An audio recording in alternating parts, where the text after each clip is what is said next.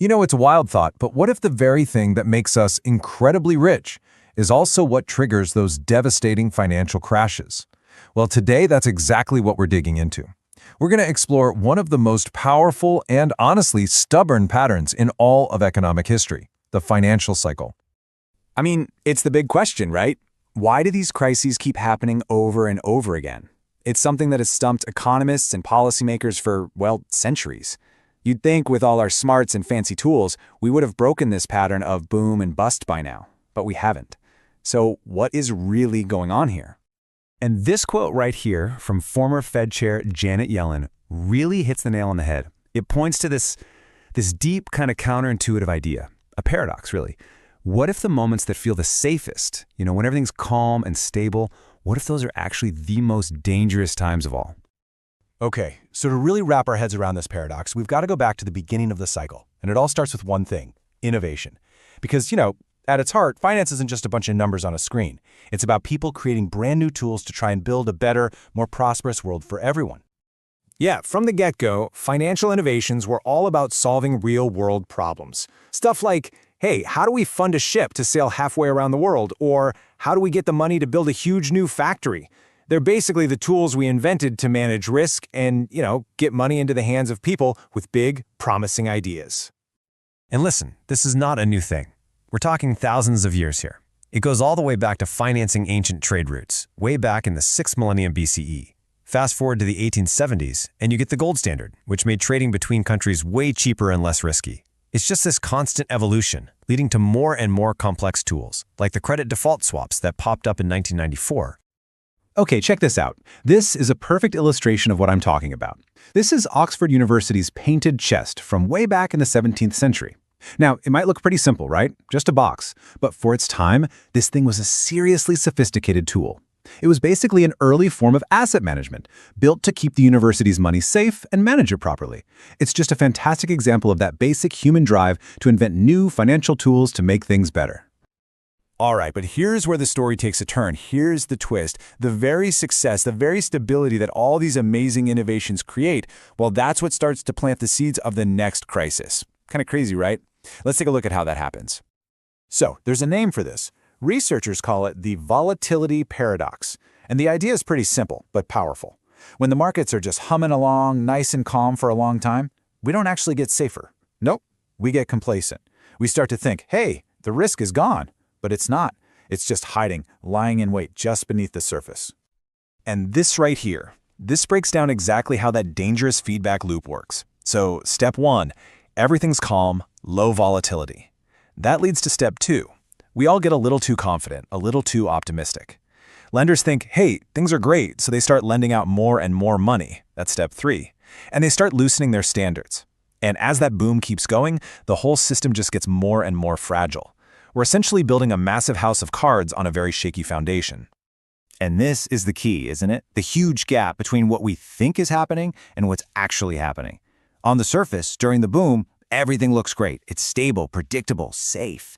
But underneath all that calm, the real risk is just growing and growing, making the whole system incredibly vulnerable to a shock. So, what happens when all that hidden risk finally comes bursting out into the open? Well, that brings us right to the 2008 global financial crisis. It's really the perfect modern-day example of this entire cycle in action. I mean, it was a textbook case of a system just collapsing under the weight of its own hidden weaknesses. And man, just look at how fast everything fell apart. It started with these little cracks showing up in the subprime mortgage market in 2007. By March of '08, a huge investment bank, Bear Stearns, was just gone. Poof. And then came September. That was a catastrophic, world-shaking 10 days. Fannie and Freddie got taken over by the government, the 158-year-old Lehman Brothers collapsed, and then AIG, the biggest insurer in the country, was teetering on the edge, needing a massive government bailout to survive. Yeah, that first bailout for AIG, $85 billion. It's just a staggering number. But that single number tells you everything you need to know about the scale of the problem. It showed just how dangerously tangled up the whole system was. See, AIG had been insuring all these risky bets all over the world, and if it went down, it threatened to take the entire global economy down with it. And that, right there, is how too big to fail became a phrase everyone knows. After the shock of watching Lehman Brothers go under, policymakers basically drew a line in the sand. They decided they just could not let another giant fall. The fear was that if a company like AIG failed, it would set off this catastrophic domino effect, forcing governments everywhere to step in. Okay, so what happens after the meltdown, after the dust settles?